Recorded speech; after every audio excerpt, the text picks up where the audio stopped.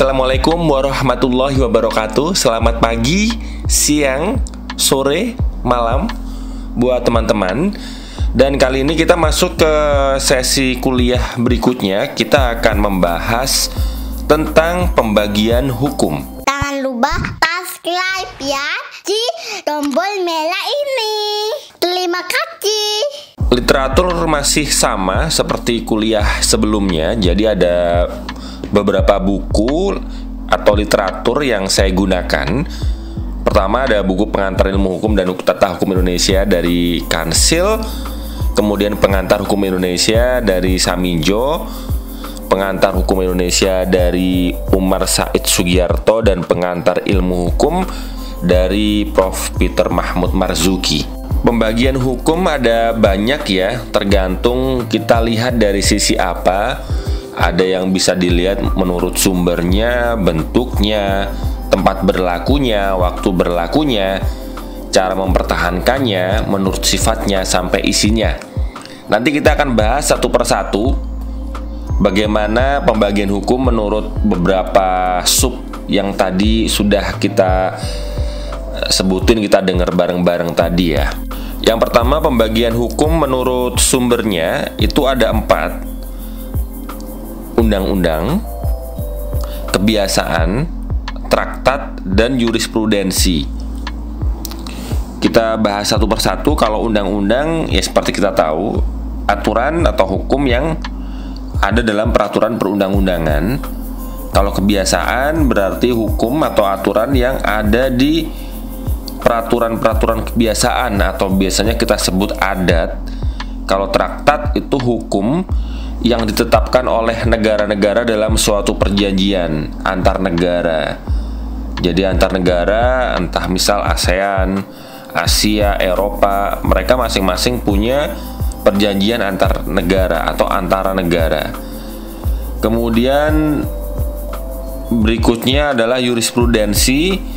Itu adalah hukum yang terbentuk karena keputusan hakim. Berikutnya adalah pembagian hukum menurut bentuknya. Ada dibagi 2. Pertama, hukum tertulis dan hukum tidak tertulis. Hukum tertulis sendiri itu juga masih dipecah jadi 2. Yang pertama yang dikodifikasikan, yang kedua yang tidak dikodifikasikan. Apa itu kodifikasi? Kodifikasi itu membukukan hukum sejenis, Jadi itu dibikin supaya bisa lebih lengkap, lebih sistematis, dan itu menjadi satu kesatuan kitab undang-undang. Contoh ya, kalau yang dikodifikasikan misalnya hukum pidana, kemudian hukum acara pidana, itu ada kitabnya yang dijadikan satu kesatuan. Satu lagi yang lagi rame beberapa waktu yang lalu kalau dikodifikasikan itu adalah Omnibus Law. Jadi awal membuat itu adalah untuk membukukan supaya jadi lengkap, sistematis dalam satu kitab undang-undang. Omnibus Law itu contohnya kan tebel banget kan ya, itu salah satu bentuk hukum tertulis yang dikodifikasikan. Kalau hukum tertulis yang tidak dikodifikasikan atau tidak dibukukan jadi satu, itu ada banyak. Seperti hak merek, hak cipta, hak paten. Ini sebenarnya hampir berkaitan, tapi mereka diatur dalam undang-undang tersendiri, tidak dijadikan satu atau tidak dibukukan. Kemudian kalau menurut bentuknya hukum tidak tertulis, ya seperti hukum kebiasaan, hukum adat yang berlaku di dalam suatu wilayah tertentu. Kemudian pembagian hukum menurut tempat berlakunya ada 5. Ada nasional, internasional, asing, gereja, Islam. Nah, hukum nasional itu ya hukum yang berlaku di suatu negara. Kalau di Indonesia, Indonesia aja. Kalau hukum internasional, hukum yang mengatur hubungan hukum antara negara atau negara dengan organisasi, lembaga internasional, itu adalah hukum internasional. Kalau hukum asing itu adalah hukum yang berlaku di negara lain, hukum yang berlaku di negara asing, bukan berlaku di Indonesia. Kalau hukum gereja itu hukum yang ditetapkan oleh gereja atau Katolik Roma, dan itu hanya berlaku untuk anggotanya saja. Dan hukum Islam, hukum yang berlaku untuk orang-orang yang beragama Islam. Kemudian pembagian hukum menurut waktunya itu ada 2. ius constitutum atau hukum positif, kemudian ius constituendum atau hukum yang masih dicita-citakan. Ini sudah kita bahas di pertemuan kemarin ya. Jadi sekali lagi, kalau ius constitutum atau hukum positif itu hukum yang berlaku sekarang. Udah ada aturannya, udah ada undang-undangnya, sudah ditetapkan, sudah dilaksanakan. Tapi kalau ius constituendum itu hukum yang masih diharapkan, masih diangan-angankan, masih dicita-citakan akan berlaku suatu saat nanti, suatu hari nanti. Tapi sekarang faktanya itu masih belum berlaku. Kemudian berikutnya adalah pembagian hukum menurut cara mempertahankannya. Ada dua, hukum material dan hukum formil. Hukum material itu intinya aturan atau norma hukum itu yang dia mengatur hubungan hukum antara subjek hukum yang satu dengan subjek hukum yang lain, dan itu mengutamakan kepentingan tertentu. Misal hukum pidana itu diatur dalam kitab undang-undang hukum pidana. Kemudian hukum perdata, hukum dagang, itu contoh hukum material ya. Kalau formil itu adalah semua aturan atau norma hukum apapun itu yang mengatur gimana cara melaksanakannya, gimana cara mempertahankannya dari suatu hukum material tadi. Contoh hukum acara pidana, hukum acara perdata, hukum acara PT-UN. Jadi yang ada acara-acaranya itu biasanya adalah hukum formal. Jadi kalau teman-teman mungkin sempat baca di berita, itu kadang muncul, kok ada hukum pidana, kok ada hukum acara pidana.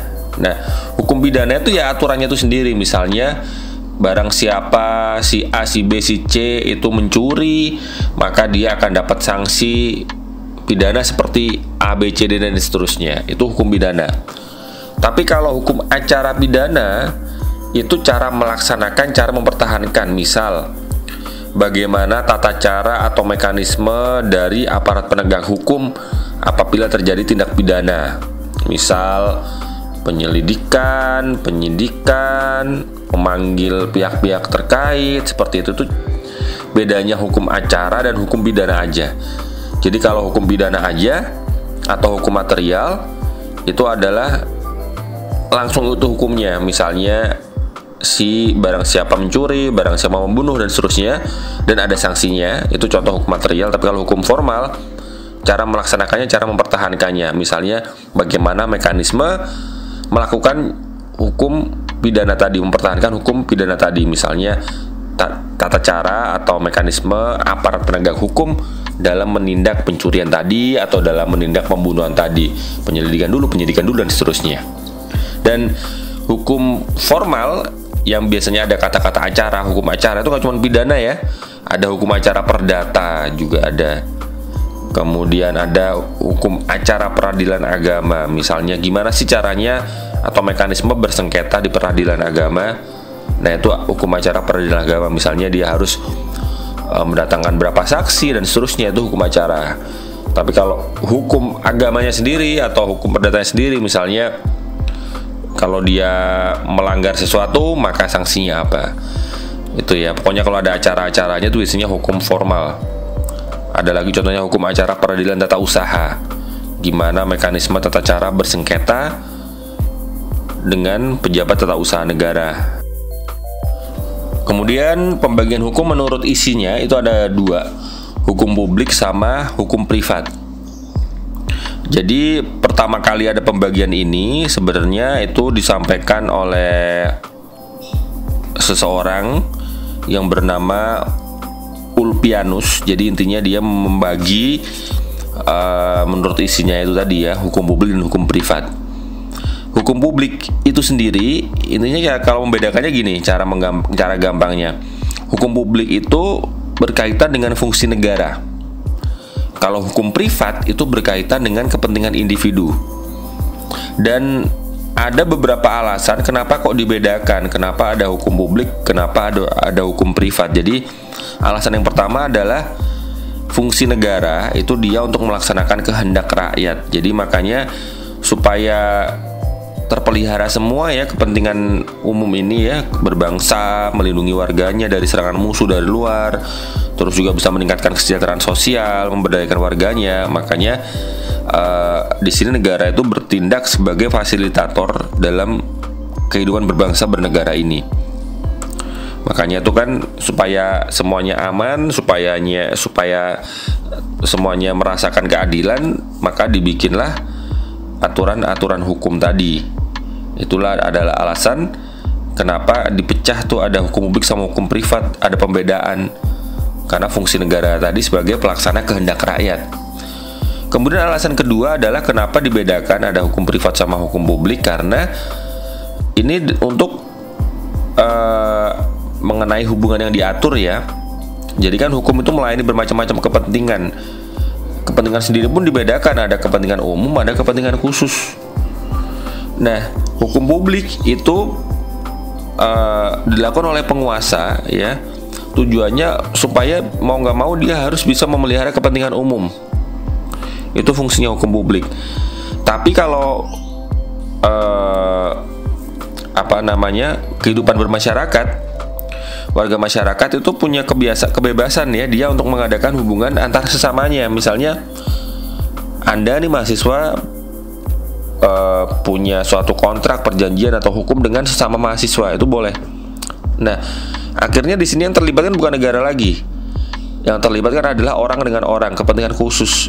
Nah, makanya kemudian inilah muncul hukum privat. Hukum privat itu kalau tadi publik itu kepentingan umum ya, kalau privat itu kepentingan khusus, kepentingan individu antara si A sama si B. Kemudian macam-macamnya ya, seperti misalnya apa yang contohnya hukum publik itu apa, hukum privat itu apa. Kita akan bahas contoh dari hukum publik dulu. Hukum publik itu contohnya adalah hukum tata negara. Kemudian hukum administrasi negara yang berkaitan dengan negara. Kemudian hukum pidana, termasuk juga hukum acara pidana. Itu kan karena kan mengatur bukan orang dengan orang, tapi orang dengan negara. Kalau ada orang pembunuhan, pencurian, itu kan negara yang bertindak melalui aparatur penegak hukumnya. Tapi kalau kepentingan yang bersifat pribadi, misalnya domisili, perkawinan, kepemilikan harta, waris, kemudian itu kan semuanya kepentingan khusus. Makanya itu yang mengatur adalah hukum privat. Kita balik lagi ke hukum tata negara tadi ya, salah satu hukum publik ya. Di sini yang menjadi objek pengaturan hukum tata negara itu adalah kewenangan organ-organ negara, terus hubungan antara organ negara, hak asasi manusia, kewarganegaraan, terus sah tidaknya undang-undang, peraturan, partai politik, pemilu, seperti itu adalah hukum tata negara. Organ negara kan banyak ya, ada legislatif, kalau teman-teman ingat pelajaran SMA, SMP kan legislatif, eksekutif, seperti itu. Jadi ada DPR-nya, ada pemerintahnya, itu adalah hukum tata negara. Terus apa bedanya dengan hukum administrasi negara? Hukum tata negara sama hukum administrasi negara, bedanya di sini. Kalau tata negara itu berkaitan dengan semua organ negara. Tapi kalau hukum administrasi itu hanya berkaitan dengan administrasinya aja. Dan ini biasanya lebih ke eksekutif. Eksekutif itu pemerintah berarti ya, yang mulai presiden sampai menterinya, sampai pemerintah daerah ke bawahnya, dinas-dinas dan sebagainya.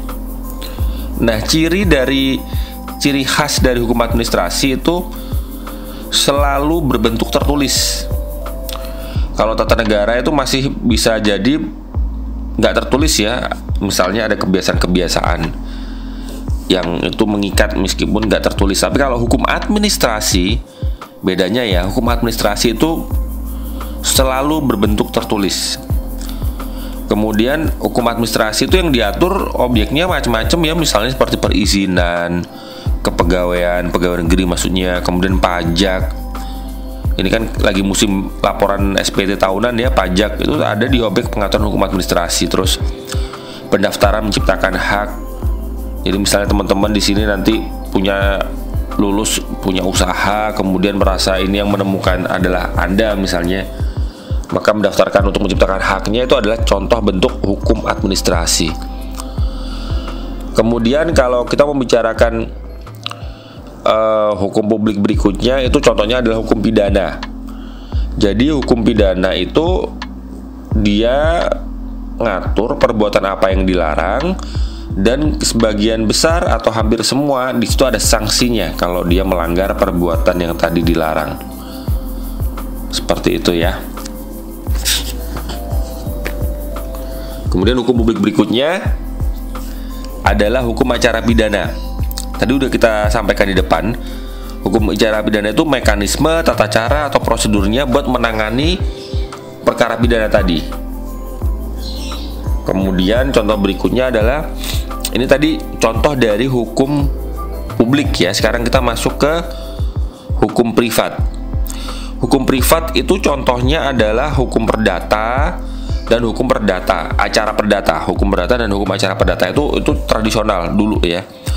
Tapi sekarang semakin luas perkembangan ini. Jadi hukum privat itu nggak cuma masalah perdata sama acara perdata, tapi ada hukum administrasi yang bahkan masuk ke dalam hukum publik. Seperti itu. Jadi namanya bukan hukum administrasi, tapi hukum acara peradilan administrasi. Jadi peradilan administrasi itu semacam inisiatif untuk menyelenggarakan peradilan yang dilakukan oleh individu yang merasa dirugikan oleh keputusan organ administrasi. Jadi misal, kalau teman-teman pernah dengar ada seorang manusia menggugat ke pengadilan, menggugat negara ke pengadilan. Kok bisa? Nah, bisa karena ini yang dimaksud dengan hukum acara peradilan administrasi. Jadi mekanisme si orang tadi menggugat pemerintah ke pengadilan itu namanya hukum acara peradilan administrasi. Biasanya yang keputusan-keputusan pemerintahan, misalnya pemerintah menerbitkan keputusan kepemilikan sah dari tanah misalnya, tapi ada orang yang merasa nggak terima, ini bukan tanah dia, ini adalah tanahnya yang tadi memprotes itu misalnya. Nah itu berdasarkan hukum acara peradilan administrasi, dia menggugat negara tadi, menggugat keputusan dari negara tadi, itu masuk ke dalam hukum privat, kepentingan perseorangan. Jadi hampir sama ya kayak hukum acara perdata. Jadi inisiatifnya itu inisiatif berperkara itu dari individu. Itu bedanya hukum publik dan hukum privat. Kalau hukum publik, inisiatif buat istilahnya mencari ini siapa yang benar siapa yang salah itu dari pemerintah. Misalnya pembunuhan, pidana lah ya, pencurian, korupsi, itu kan organ pemerintah, organ negara dulu yang punya inisiatif memanggil orang-orangnya dan sebagainya. Tapi kalau misalnya hukum privat, itu yang punya inisiatif itu orang perseorangan. Misalnya tadi waris, kemudian itu hukum perdata ya. Kalau hukum acara peradilan administrasi, orang menggugat keputusan negara misalnya, kepemilikan tanah dan sebagainya, SK dan sebagainya. Itu jadi bedanya itu ya. Kalau privat yang mengajukan itu individu, tapi kalau publik yang mengajukan itu melalui negara. Nah hukum perdata, sekarang kita masuk hukum perdata itu lebih ke ini ya, lebih ke gimana caranya mengatur status seseorang, terus kecakapan untuk melakukan suatu perbuatan hukum. Dari itu disebutkan di depan ya, misalnya karena domisili, perkawinan, kemudian hak kebendaan, hak atas orang, waris. Itu adalah beberapa hal yang diatur dalam hukum perdata. Nah, ini yang tadi saya bilang.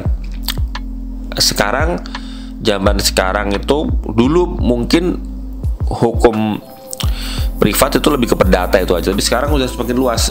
Hukum bisnis salah satunya. Hukum bisnis itu adalah salah satu masuk ke dalam hukum privat. Hukum bisnis itu perkembangan dari hukum perdata. Jadi dia mengatur hubungan individu dengan individu lain dalam rangka sama-sama mencari keuntungan. Misal nanti teman-teman ya lulus kuliah, ada yang bikin usaha misalnya, kemudian membuat suatu kontrak, membuat suatu perusahaan, kemudian punya karyawan, ketenaga kerjaan misalnya, juga itu masuk ke sana ya. Terus merasa karya teman-teman itu adalah punya paten, punya hak cipta, jadi dia masuk ke hak kekayaan intelektual. Terus kemudian kerjasama dengan bank, masuk ke hukum perbankan. kemudian diasuransikan masuk hukum asuransi. Terus kalau ada penyelesaian sengketa harusnya lewat apa? Itu nanti itu yang dimaksud hukum bisnis, lingkupnya seperti itu. Dan hukum bisnis ini adalah hukum privat antara orang dengan orang. Itu kalau lihat dari isinya. Kemudian perbedaannya di mana sih? Perbedaannya hukum publik sama hukum privat, misalnya masih menanya lagi ya, perbedaannya di mana? Ini bisa dilihat dari siapa yang melakukan perbuatan itu. Kalau hukum publik yang melakukan itu adalah penguasa dalam artian negara.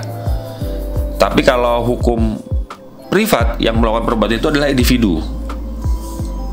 Itu perbedaannya di sana. Kemudian ada cara lagi untuk membedakan mana hukum publik, mana hukum privat. Itu dilihat dari siapa yang dibebani untuk mempertahankan aturan itu. Misal privat ya, dia punya ciri khas, itu pihak yang diatur dari hukum itu dia punya kebebasan buat memilih. Maksudnya di sini dia memilih apakah dia akan mempertahankan kepentingannya atau tidak. Udahlah pasrah misalnya. Contoh, misal orang menderita kerugian karena perbuatan temennya misalnya. Misal utang piutang. Dia harusnya tanggal berapa bayar tapi dia nggak bayar. Nah, di sini orang itu punya istilahnya tadi pilihan ya. Apakah dia akan memproses atau meminta uang itu, menggugat uang itu supaya dibayarkan, atau dia pasrah, dia ikhlas, ya udahlah nggak usah dibayar, nggak apa-apa. Nah, itu yang dimaksud dari hukum privat. Jadi dia punya pilihan tuh, ini diterusin atau enggak ya. Itu kalau hukum privat. Jadi kalau misal si A tadi dia memilih melanjutkan atau tidak, itu akhirnya negara nggak bisa ngapa-ngapain. Jadi negara itu nggak punya inisiatif buat misalnya, ayolah diprotes lah, di ini aja lah, diproses lah misalnya karena kerugian, penipuan apa karena hutang piutang tadi. Negara nggak bisa punya inisiatif ke sana karena itu dikembalikan ke orangnya tadi. Apakah diterusin, dia milih ya, apakah diterusin atau udah dipasrahin aja. Itu adalah yang dimaksud dengan hukum privat. Kemudian cara membedakan lagi hukum publik sama hukum privat itu bisa dilihat dari gimana cara apa yang dipertahankan atau gimana cara mempertahankannya. Kalau hukum publik ya, itu penguasa itu mempunyai untuk mempertahankan objeknya itu adalah kepentingan umum. Itu kalau hukum publik. Jadi objeknya itu kepentingan umum, yang mempertahankannya adalah si penguasa atau si negara. Tapi kalau hukum privat, ya objeknya itu adalah kepentingan khusus. Dan ini terserah sama si orang yang berkepentingan tadi, mau diurus atau enggak nih. Nah, itu cara membedakannya hukum publik dengan hukum privat, salah satunya bisa melalui objeknya. Sekali lagi, kalau misalnya hukum publik itu adalah kepentingan umum ya, kalau hukum privat itu adalah kepentingan khusus. Nah, pembedaan tadi hukum yang bersifat memaksa, hukum yang bersifat mengatur itu cuma terjadi di lingkup bidang hukum privat. Privat yang tadi udah kita bahas di depan ya. Kalau privat itu mengatur hubungan tentang kepentingan khusus, jadi orang dengan orang. Tapi kalau hukum publik nggak mengenal pembedaan memaksa dan mengatur, nggak mengenal, karena semua hukum publik itu memaksa. Hukum pidana yang memaksa, nggak ada pilihan. Kalau kamu membunuh ya pilihannya ya cuma satu, di sidang kalau terbukti bersalah ya dipidana, bisa dipenjara, dikurung, dipenjara, didenda, seperti itu. Bukan pilihan. Tapi kalau hukum privat perdata, nah itu dia bisa mengatur, dia bisa memaksa, tergantung aturannya seperti apa. Nah, di hukum privat ternyata semakin kesini tuh semakin banyak yang bersifat memaksa ternyata. Kan tadi hukum privat kan perdata misalnya orang dengan orang itu mengatur ya. Tapi semakin kesini banyak sekali hukum privat yang ternyata tuh sifatnya memaksa, nggak ada pilihan. Ya mau nggak mau kamu harus melakukan ini. Kalau melanggar ya ada hukumannya gitu. Menurut Van Apeldoorn, dia adalah pakar hukum zaman dulu sekali ya. Ada 4 hal kenapa kok semakin kesini hukum privat itu semakin banyak yang sifatnya memaksa. Pertama, Karena pembentuk undang-undang itu pengen melindungi pihak yang lemah dari pihak yang kuat. Karena kan semakin berkembang sekarang kan akhirnya muncul dua sisi ya, yang kuat semakin kuat, yang lemah semakin lemah. Nah, fungsinya kenapa hukum privat itu sekarang memaksa untuk melindungi yang lemah tadi. Terus yang kedua, kenapa hukum privat semakin banyak bersifat memaksa sekarang?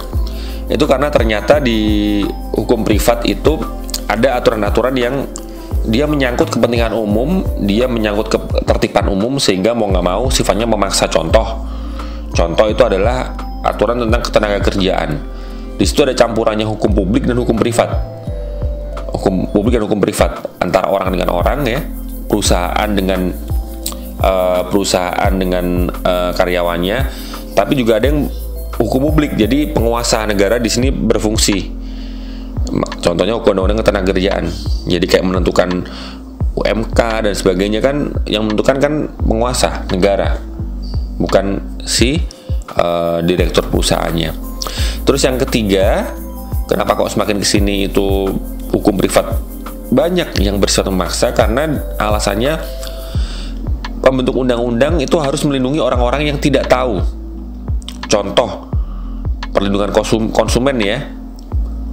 Kalau misalnya ada produk yang cacat dan sebagainya, itu kadang-kadang konsumen nggak tahu harus gimana. Makanya akhirnya dibuatlah hukum privat yang memaksa, nggak ada pilihan. Si pengusaha yang mengeluarkan konsumen harus melakukan apa kalau ternyata konsumennya tidak terlindungi. Itu yang ketiga. Yang keempat, kenapa hukum privat semakin sini semakin memaksa? Karena undang-undang masih mengakui bekerjanya ketentuan-ketentuan yang mensyaratkan berlakunya perbuatan-perbuatan hukum. Misal, kalau teman-teman pernah dengar cakap hukum dan sebagainya misalnya. Nah, itu tuh membuat akhirnya mau tidak mau bersifat memaksa, karena yang bisa melakukan suatu hal tertentu adalah orang yang cakap hukum, mulai dari usia, kemudian status perkawinan, seperti itu. Untuk kemudian kita pengen tahu nih, apa sih ciri dari aturan yang bersifat memaksa itu? Cirinya di mana? Kalau di aturan itu muncul kata-kata wajib, seseorang wajib. Nah, dan kemudian ada sanksinya juga biasanya kalau itu kewajiban itu dilanggar. Itu adalah ciri pertama dari hukum yang bersifat memaksa. Kalau ciri yang kedua dari hukum yang bersifat memaksa itu adalah kalau ketika dia menyangkut kepentingan umum atau ketika dia menyangkut ketertiban umum. Kita sekarang agak bergeser dikit dari membahas tentang pembagian hukum tadi ya. Tadi kita sudah banyak sekali membicarakan tentang subjek hukum orang dan sebagainya. Mungkin ada sedikit kebingungan, apa bedanya? Nah, ini subjek hukum itu ada dua. Yang pertama manusia, yang kedua bukan manusia. Kalau manusia istilahnya naturlich person, kalau bukan manusia Rechtsperson, atau kalau kita sering bilang badan hukum. Nah, subjek hukum yang pertama itu kalau manusia ya orang, gampang ya. Tapi kalau bukan manusia, badan hukum. Nah, contoh atau karakteristik badan hukum itu misalnya seperti apa? Ya, dia didirikan oleh orang. Kemudian dia punya kekayaan sendiri yang terpisah dari kekayaan pendiri atau pengurusnya. Dan badan hukum itu punya hak dan kewajiban yang itu terlepas dari kewajiban pendiri atau pengurusnya. Jadi kewajiban ini bukan kewajiban pendirinya, tapi kewajiban dari perusahaannya. Jadi kalau perusahaan itu nanti ganti direktur, ganti bos, ya tetap melekatnya ke perusahaan, bukan ke orangnya. Dan badan hukum sendiri itu dibedakan ada dua, badan hukum publik dan badan hukum privat. Kalau badan hukum publik itu adalah negara dan bagian-bagian negara, misalnya kota, kabupaten, daerah, pemerintah daerah, pemerintah kabupaten, itu adalah badan hukum publik, dan negara, pemerintah, badan hukum publik. Tapi kalau badan hukum privat itu adalah organisasi yang bergerak di luar bidang-bidang politik dan kenegaraan. Tujuannya kalau nggak untuk cari keuntungan, atau nggak tujuannya badan hukum privat itu untuk tujuan sosial. Kalau cari keuntungan misalnya perseroan terbatas PT misalnya, atau koperasi ya. Tapi kalau tujuannya bukan untuk keuntungan, misalnya yayasan. Kemudian ada pertanyaan, BUMN itu gimana, badan hukum nggak? Nah, BUMN sendiri itu ya pasti badan hukum karena dia kan harus PT ya, dan dia dibedakan dua juga BUMN itu. Ada yang fungsinya pelayanan umum, ada yang fungsinya mencari profit. Ya kan hampir sama kan? Kalau misalnya badan hukum itu pelayanan umum, maka dia termasuk badan hukum publik. Fungsinya sama seperti organ-organ negara tadi ya. Tapi ketika BUMN itu mencari keuntungan, maka badan hukum itu masuk ke dalam badan hukum privat.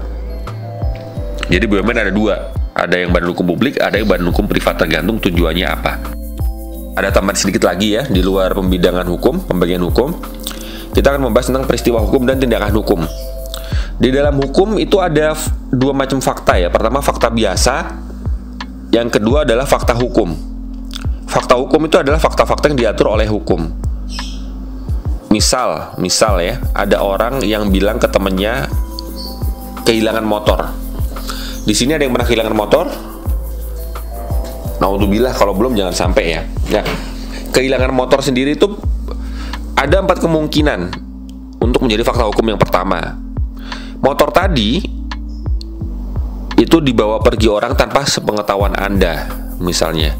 Maka fakta hukumnya adalah pencurian, itu yang pertama. Terus yang kedua, motor tadi itu Anda serahkan ke orang karena Anda ditodong, dipaksa, diancam. Maka fakta hukumnya adalah pemerasan. Terus yang ketiga, misalnya motor tadi itu dipinjemin ke orang, udah kenal sebenarnya, tapi nggak dibalikin. Maka fakta hukumnya adalah penggelapan. Yang keempat adalah misalnya motor tadi itu dikasih ke orang karena dibujuk dengan kata-kata manis yang memikat. Misalnya nanti ketika saya dipinjam motor, saya akan memberikan Anda misalnya uang atau modal kerja dan sebagainya. Pokoknya kasih kata-kata manis lah. Maka itu adalah namanya penipuan. Nah, satu hal fakta biasanya adalah motor kita hilang. Tapi ketika kita bicarakan fakta hukum itu bisa ada 4 macam. Dan masing-masing hal tadi, misalnya mulai dari yang pertama pencurian, yang kedua tadi pemerasan, yang ketiga tadi penggelapan, yang keempat tadi penipuan, itu masing-masing hukumannya nggak sama, pidananya nggak sama. Kemudian berikutnya, untuk mengetahui atau mengidentifikasi mana ya fakta hukum ini penting karena ini menyangkut hak dan kewajiban. Jadi nanti makanya itulah kita akan akhirnya tahu ya kenapa kita penting buat belajar hukum, karena di sini teman-teman ketika melihat suatu hal itu nanti teman-teman bisa melihat dari banyak macam kemungkinan. Kayak motor tadi hilang, kita bisa tahu ini hilangnya kenapa, masuk fakta hukum yang mana. Selain fakta hukum, dalam hukum juga ada peristiwa hukum. Nah, ini ada 2 sebenarnya ya, peristiwa biasa, peristiwa hukum. Nah, akhirnya dilihat nih, kenapa kok dinamakan peristiwa hukum? Ada 3 hal. Kenapa itu suatu peristiwa bisa dibilang peristiwa hukum terjadinya? Ada 2 hal. Yang pertama karena keadaan tertentu. Misal nih ya, ada orang sakit gila, terus akhirnya pengadilan memutuskan ya orang itu nggak bisa diputuskan bersalah karena harus di bawah pengampuan atau di bawah kekuasaan orang yang berhak karena orang gila. Atau kemudian peristiwa hukum terjadi karena kejadian alam.